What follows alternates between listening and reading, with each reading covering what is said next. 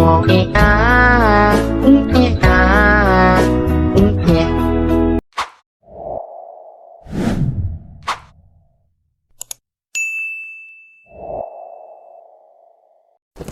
meskipun sudah berusaha keras untuk sampai di tepi jalan itu aja, Wak, yang nggak ada satu pengendara yang mau berhenti buat nolong si Mary. Kenapa? Semua pengendara itu justru ketakutan waktu nengok Mary, Wak. Mereka pikir si Mary ini hantu.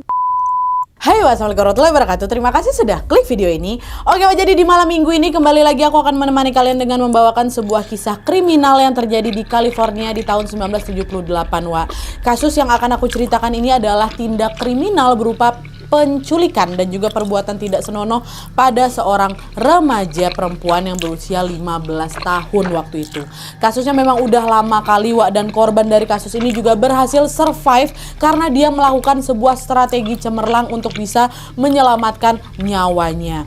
Nah, setelah dia ini berhasil selamat, korban ini terus berupaya untuk menuntut keadilan atas semua kerugian yang dia alami. Dan berkat usaha kerasnya, Wak, kasus ini pun menjadi cikal bakal diberlakukannya undang-undang baru yang menjerat semua pelaku tindak kriminal serupa dengan hukuman yang jauh lebih tinggi. Kira-kira hukuman apakah itu dan gimana kisah survive-nya korban ini? Tanpa berlama-lama kita langsung masuk aja ke ceritanya ya. Check it out.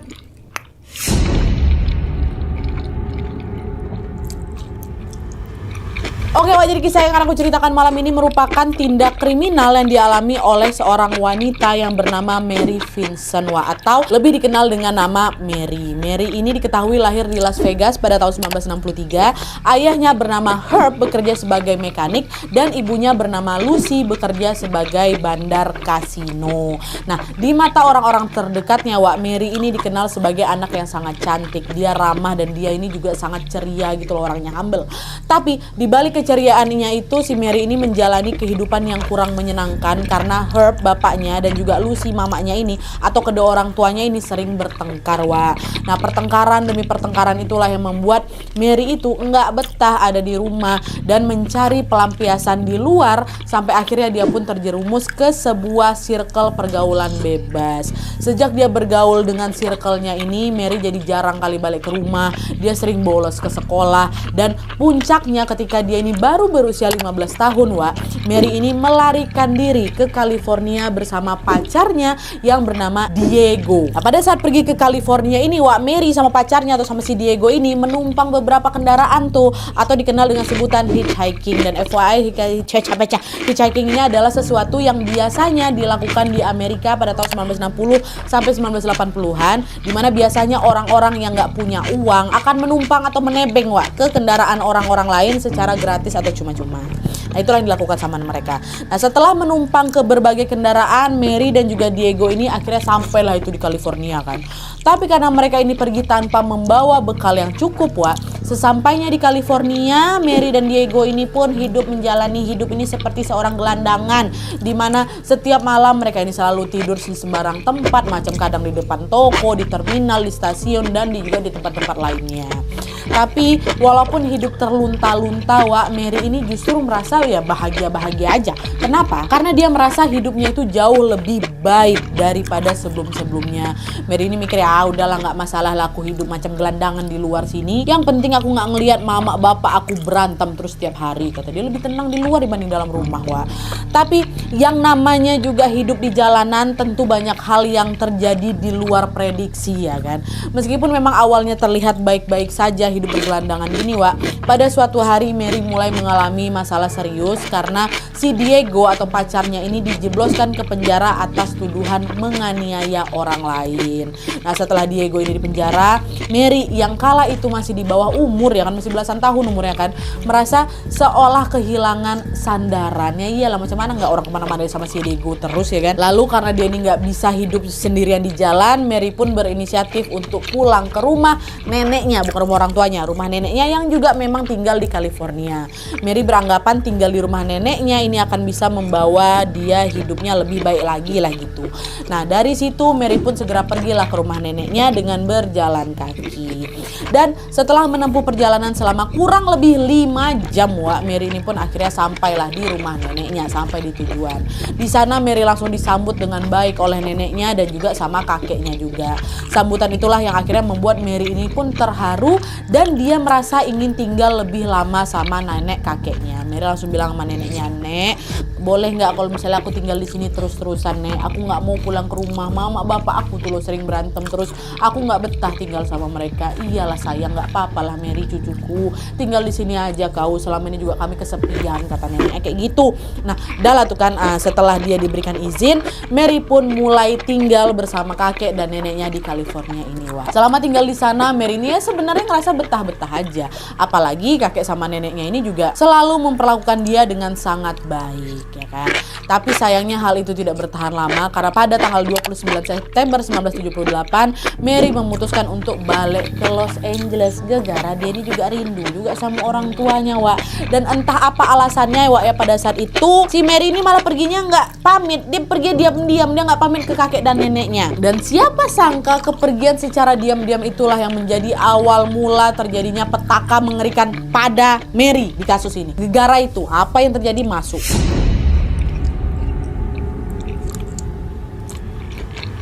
Nah jadi Wak, setelah meninggalkan rumah neneknya, Mary ini berusaha untuk memberhentikan kendaraan untuk menumpang, ya kan, macam sebelumnya lah, biar dia ini bisa sampai ke LA. Sama kayak waktu dia berangkat dari LA ke California itu. Nah pas dia lagi berusaha memberhentikan mobil, Mary ini melihat ada dua orang wanita yang juga lagi nyari tumpangan, Wak, sama kayak dia. Hal itu kan memang biasa di tahun-tahun itu kan. Nah dah Mary pun kemudian mendekatilah kedua cewek ini, langsung nanya, "Kalian lagi nyari tumpangan juga ya? Kalian mau pergi kemana?" "Aku nih mau ke LA," kata si Mary. "Sama, kami juga mau ke LA. Ya udah kalau gitu kita carinya bareng-bareng aja lah yuk," kata si kawan berdua ini. Boleh ya. Siapa tahu nanti kalau misalnya kita cari bertiga dapatnya lebih cepat tumpangannya," kata si Mary kayak gitu. Dah, mereka bertiga pun berusaha untuk memberhentikan mobil bersama-sama. Tapi dari sekian banyaknya kendaraan yang mereka berhentikan, Wak, tidak ada satupun kendaraan yang bersedia menumpangi mereka. Gak mau nyerah di situ aja, mereka pun kembali berusaha lagi menyetop kendaraan kayak gitu kan yang lewat situ, sampai akhirnya adalah sebuah van warna biru muda yang tiba-tiba berhenti depan mereka. Mary lalu mendekati si van itu, langsung diketok jendelanya. "Pak, misi Pak," gitu kan. Setelah jendela itu dibuka, Mary melihat ada laki-laki paruh baya, waktu itu umurnya sekitar 50-an tahun, yang berkendara sendirian tanpa membawa penumpang. Langsunglah Mary bilang, "Bapak, permisi, kami bertiga boleh numpang Pak di mobil Bapak, Pak? Kami mau ke LA. Dari tadi loh Pak kami belum dapat tumpangan. Boleh Pak ya? Kami udah capek ini Pak," gitu katanya. Nah, mendengar pertanyaan dari si Mary itu, Wak, laki-laki itu cuman diam aja sambil dia memperhatikan Mary dari ujung kepala sampai ujung kaki. Di screeningnya si Mary, ya kan. Nah, gak lama kemudian laki-laki ini ngomong, "Yang boleh numpang di mobil aku cuman kau aja, dua kawanmu nggak boleh," kata gitu. "Loh, kenapa nggak boleh Pak? Bukannya kursi penumpang belakang juga masih kosong? Masa kawan-kawan saya nggak boleh ikutan Pak?" Nggak boleh, nggak. Yang boleh numpang di sini cuman kau aja. Kalau kau nggak mau juga nggak apa-apa," kata si bapak itu. Nah bersamaan dengan itu, dua cewek temannya si Mary yang baru kenal tadi langsung mencium adanya ketidakberesan, Wak. Mereka langsung bilang, Mer, jangan lagi Mer. Perasaan kami nggak enak. Padahal mobilnya lo masih kosong. Tapi kenapa cuman kau aja yang boleh numpang? Udahlah mending kau batalin aja lah. Jangan kau naik lagi mobil itu, khawatir kan kau kenapa-napa, kata mereka berdua, Wak. Nah, perkataan kedua temannya ini sempat bikin si Mary ini ragu untuk mengiyakan ajakan dari si laki-laki itu. Tapi gara-gara waktu itu Mary ini memang pengen kali cepat balik ke LA, Wak, Mary pun memilih untuk mengabaikan nasihat dua teman barunya. Nah itu perasaan kalian aja tuh. Bapak ini kelihatannya baik-baik aja kok, nggak kelihatan macam orang jahat. Cobalah kalian tengok. Udahlah ya, aku mohon maaf lah ya, aku naik aja di sini. Dia cuma ngomong sama aku nggak bisa bareng sama kalian. Nggak apa-apa ya weh, kata gitu. Nah udah, kira kawannya udah nggak bisa ngomong apa-apa lagi lah ya kan. Toh memang pada kenyataannya cuma Mary yang diperbolehkan gitu. Mereka nggak bisa maksa. Udah lah tuh, akhirnya setelah dia naik ke atas mobil, Mary dan juga laki-laki itu pun langsung tancap gas menuju ke LA. Tinggallah dua bekawan ini, Wak. Pergilah si Mary sama si bapak itu. Selama di perjalanan, Wak, mereka mengobrol tentang latar belakang masing-masing. Nah, dari situ si Mary ini baru tahu kalau si laki-laki itu namanya Lawrence Singleton. Nah, di depan Mary, Lawrence ini mengaku sebagai mantan tentara Amerika yang pernah ditugaskan untuk berperang di Korea Selatan katanya. Lawrence ini juga pernah bilang kalau dia ini sudah menikah 2 kali tapi udah bercerai dengan kedua istrinya ini juga. Dari pernikahannya, Lawrence bilang kalau dia ini punya 2 anak perempuan yang usianya sebaya sama si Mary, itu kata dia. Nah, semua informasi yang diceritakan sama si Lawrence ini membuat si Mary ini ngerasa agak tenang dikit tanpa ada sesuatu yang harus dia khawatirkan. Mary mikir, oh orang si bapak ini juga punya anak seumuran aku kok, nggak mungkin lah ini tega ngapa-ngapain aku, nggak mungkin juga dia punya niat jahat sama aku, pasti dia kepikiran juga kok sama anaknya, pikir si Mary kayak gitu. Dah, setelah berbasa-basi, Mary pun tiba-tiba ngantuk, Dia minta izin lah sama si Lawrence buat tidur bentar, Pak. Saya ngantuk, saya tidur bentar, Pak, ya. Ya, tidur lagi. Nah, awalnya nggak ada sesuatu yang aneh di sana, Mary bisa tidur dengan nyenyak sampai akhirnya dia terbangun. Nah, pas dia kebangun ini, Mary baru notice kalau Lawrence ini membawa mobilnya bukan ke arah LA, tapi ke arah Nevada. Kok ke arah Nevada nih? Nah, sadar ada yang nggak beres, dia langsung bilang lah sama si bapak, Pak, jalannya kayak salah lah, Pak. Ini bukan ke LA, ini jalan bukan Nevada nih. Dapat putar balik, Pak. Saya mau pulang ke LA, saya nggak mau pulang telat, katanya. Salah ya?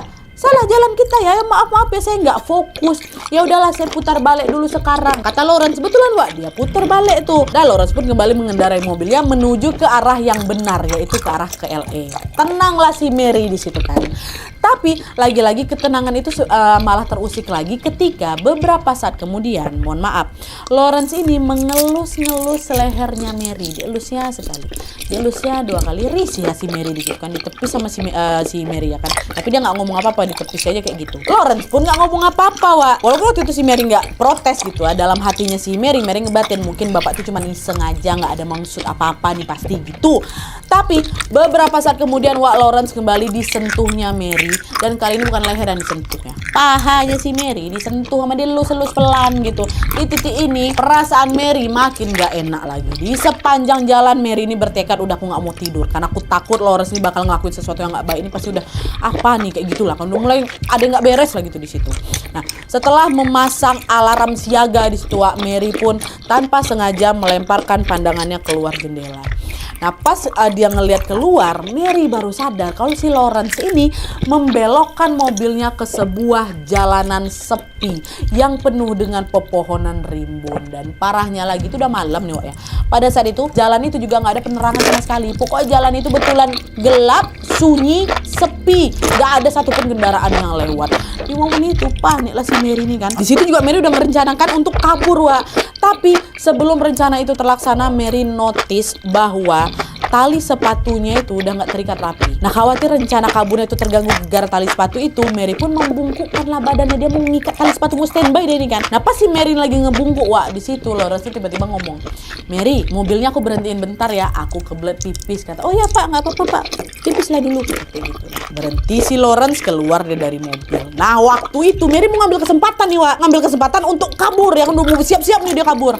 Tapi sebelum si Mary itu betul-betul beraksi, upayanya gagal total, karena tidak lama dari situ Lawrence ini tiba-tiba langsung diantamnya kepala si Mary itu pakai palu. Langsung pingsan si Mary, langsung dibantai sama dia. Jadi tanpa Mary ketahui, Lawrence ini betulan dia nggak pipis. Lawrence itu malah berjalan memutar, dia ke arah jendela samping tuh, diambilnya palu, dilumpuhkan ya si Mary. Nah, setelah Mary ini berhasil dilumpuhkan, Lawrence pun langsung melepas semua pakaiannya si Mary dan diikatnya kaki sama tangannya si Mary ini pakai tali.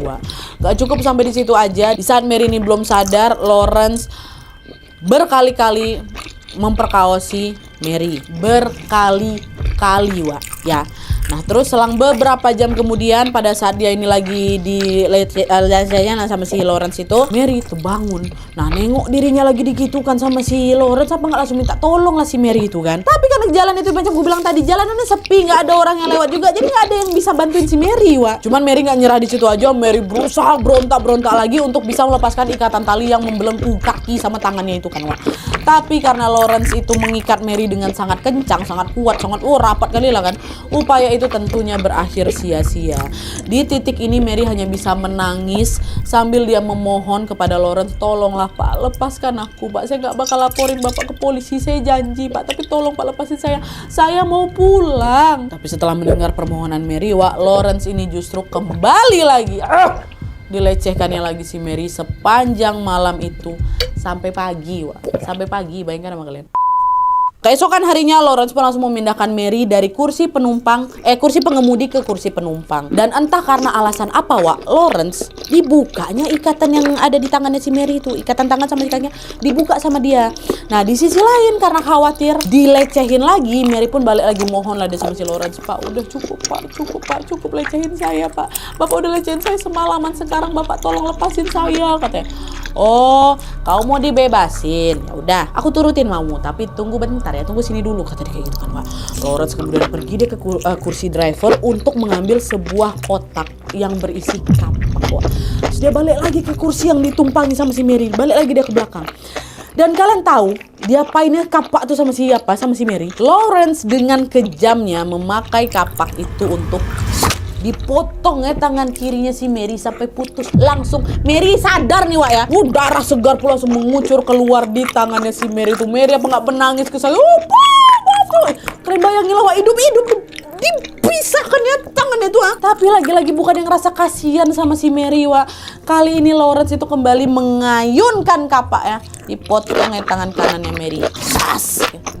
Tapi tadi isinya agak aneh, Wak. Meskipun udah berkali-kali kena kapak nih ya, tangan kanannya si Mary itu nggak terluka, nggak sampai putus gitu loh maksudnya. Macam tangan kiri kan langsung putus tuh, dia nggak, tangan kanan nggak. Melihat usahanya nggak berhasil, Lawrence balik lagi diayunkan yang kapak 4 kali, Wak.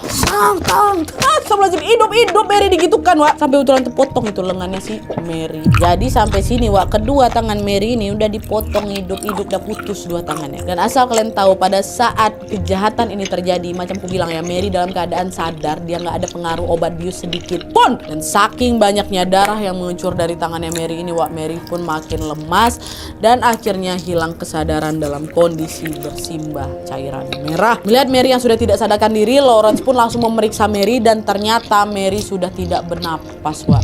Nah, khawatir aksi jahatnya itu ketahuan, Lawrence ini pun langsung menurunkan Mary dari mobil, diseretnya lah sejauh kurang lebih 30 meter lah gitu kan ke tepi jalan. Nah, dari jalan itu Lawrence pun langsung kemudian membuang mayatnya Mary ini ke sebuah got berlumpur yang berada 10 meter di bawahnya. Langsung dicapain si Mary. Nah, setelah membuang tubuhnya Mary ini, Wak, Lawrence pun balik lagi ke mobil, langsung tancap gas dia meninggalkan area itu dengan tersenyum puas. Nggak ada orang yang tahu perbuatan aku kalau Mary sudah mati, kata dia kayak itu. Aku yakin sampai sini kalian pasti mikir si Mary udah tewas kan, udah meninggal ya kan, dengan cara yang seperti itu pasti udah meninggal itu. Nah, dia gitu kan pasti mikirnya gitu. Tapi enggak, Wak. Ajaibnya, tanpa Lawrence ketahui, setelah dibuang ke got itu, Mary ini ternyata masih hidup, ya, masih hidup. Dan plot twistnya lagi, Mary ini memang berpura-pura meninggal supaya dia itu bisa terbebas dari kekejaman si Lawrence ini. Dia pura-pura nggak bernapas gitu loh, Wak. Kenapa? Karena kalau misalnya Mary ini tetap bernapas, Lawrence pasti bakal nyiksa dia sampai betulan tewas betulan ya kan. Itulah kenapa Mary ini memilih untuk berpura-pura meninggoy supaya dia tidak kehilangan nyawa.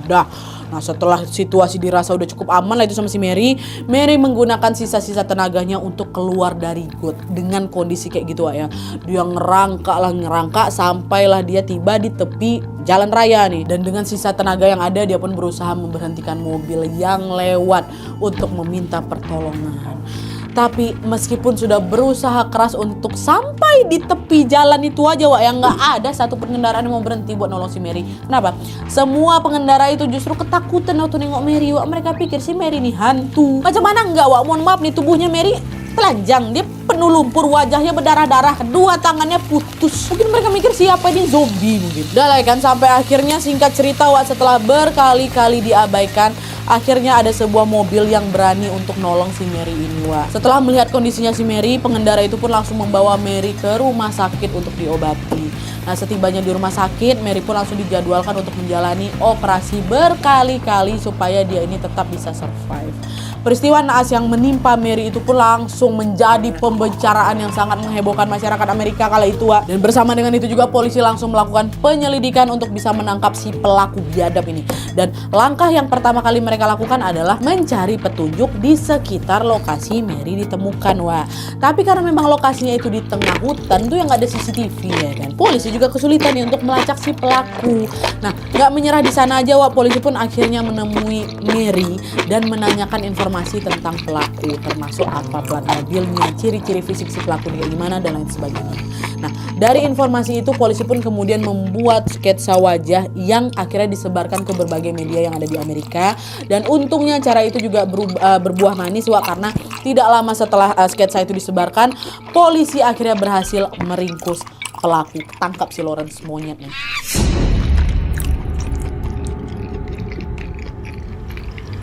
Nah jadi Wak, setelah polisi menyebarkan semua sketsa wajah si pelaku ini, polisi menerima panggilan telepon dari seorang laki-laki asing.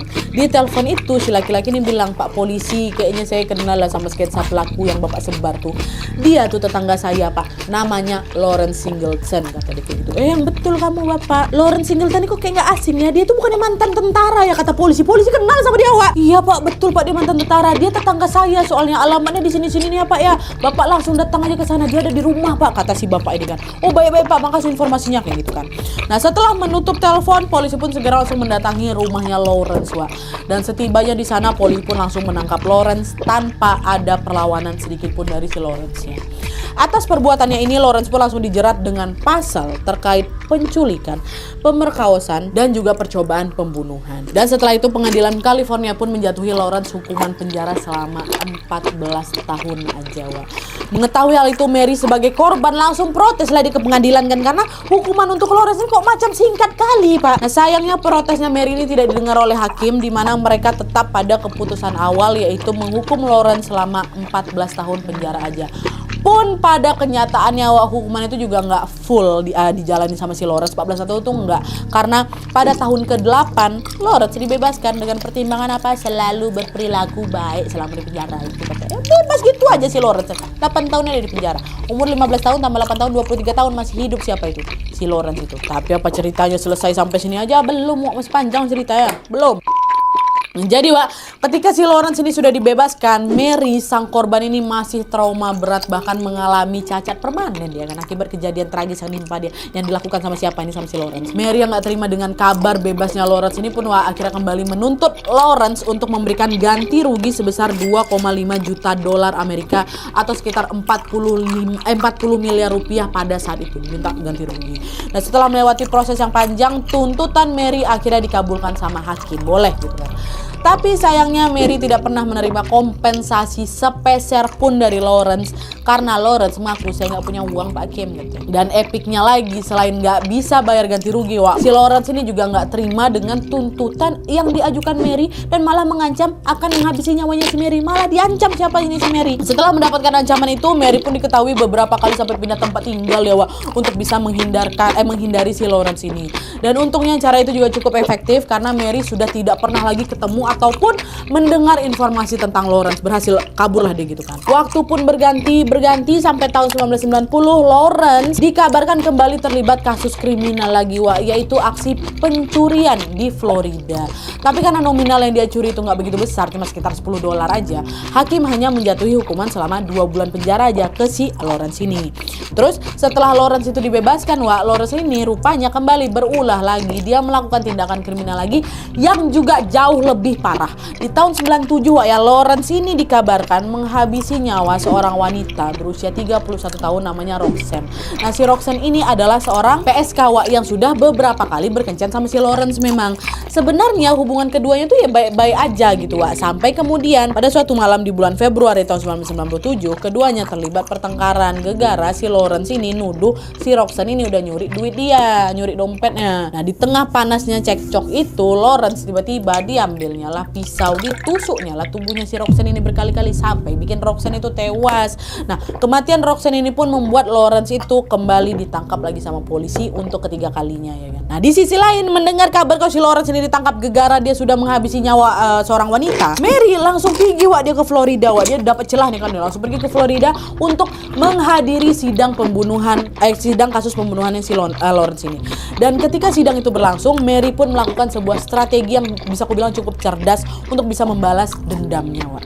Di mana pada saat itu Mary ini meminta izin kepada hakim untuk memberikan kesaksian atas kejahatan yang pernah dilakukan Lawrence kepada dia. Setelah diizinkan sama hakim, Mary pun langsung menceritakan pengalaman yang terjadi pada dia di tahun 1978 yang lalu. Mulai dari dia diculik, dia diperkaos, tangannya dipotong hidup-hidup, dibuang ke got, hukuman yang diterima juga tidak sebanding. Bahkan Mary ini juga bercerita, Pak Hakim dan bapak-bapak semua yang ada di sini, saya nggak bisa kerja dengan normal, Pak. Tangan saya cacat, gegara si Lawrence ini. Dia bahkan nggak bayar ganti rugi sepeser pun loh, Pak, atas semua kesulitan yang saya alami. Pokoknya saya mau orang ini dihukum seberat-beratnya, Pak, kata Mary kayak gitu. Nah, kesaksian yang sudah disampaikan sama si Mary ini ternyata cukup dipertimbangkan oleh pengadilan Florida, di mana pada tanggal 14 April 1998 hakim akhirnya menjatuhi Lawrence dengan hukuman mati. Belum puas di situ aja, Mary dan juga masyarakat Amerika yang lain yang juga protes ini menuntut Kongres Amerika untuk mereview dan juga memperbaharui undang-undang terkait kekerasan pada perempuan. Tuntutan itu pun akhirnya dikabulkan, di mana pihak Kongres pun akhirnya mengeluarkan undang-undang bernama UU Singleton yang salah satu poinnya berisi pelaku yang melakukan tindak pemerkosaan disertai dengan kekerasan fisik akan dipenjara selama setidaknya 25 tahun. Ya, tapi alah, entah karena alasan apa undang-undang ini hanya berlaku di California ya, dan belum diberlakukan di wilayah-wilayah lain. Sementara itu di sisi lain, setelah dia dijatuhi hukuman mati, Lawrence pun menjalani hari-harinya di penjara sambil menunggu dia ini dieksekusi. Tapi sebelum waktunya itu datang pada tahun 2001 atau 3 tahun setelah dia ini divonis metong, Lawrence dikabarkan tewas di penjara akibat menderita kanker pada usianya yang ke-74 tahun. Mati deh sekarang. Oke, jadi itu tadi kisah menyedihkan dan juga mengharukan tentang Mary Vincent. Menurut informasi terbaru yang aku dapatin di internet, Mary ini katanya sudah menikah dengan seorang laki-laki yang bernama Tony. Dia juga sudah dikaruniai 2 orang anak. Dan pada saat ini Mary Vincent sudah bekerja sebagai seniman dan juga tim advokasi yang selalu memberikan motivasi kepada wanita-wanita yang pernah mengalami tindak kekerasan seperti yang dia alami dulu. Jadi bisa dibilang Mary Vincent ini sekarang sudah berdamai lah gitu dengan masa lalunya yang sangat kelam.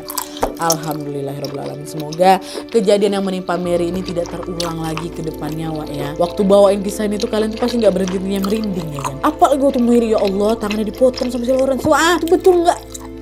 Itu nggak habis pikir, kok ada orang sejahat itu ya. Dari kisah ini kita lagi-lagi diingatkan untuk selalu berhati-hati dengan orang asing, karena kita nggak akan pernah tahu apa yang ada dalam hati dan juga pikiran mereka, ya kan. Hati-hati ya. Dari kisah ini apalagi pelajaran yang bisa kalian ambil dan bagian mana yang bikin kalian tegang kali dengarnya, komen semua di bawah.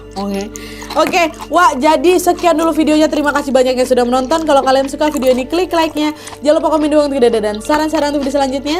Jangan lupa nyalain notifikasinya supaya kalian tahu kalau aku upload video baru. And as always, jangan lupa untuk klik tombol subscribe supaya kalian sama-sama tahu informasi menarik yang menegangkan dari channel aku. See you next video, bye.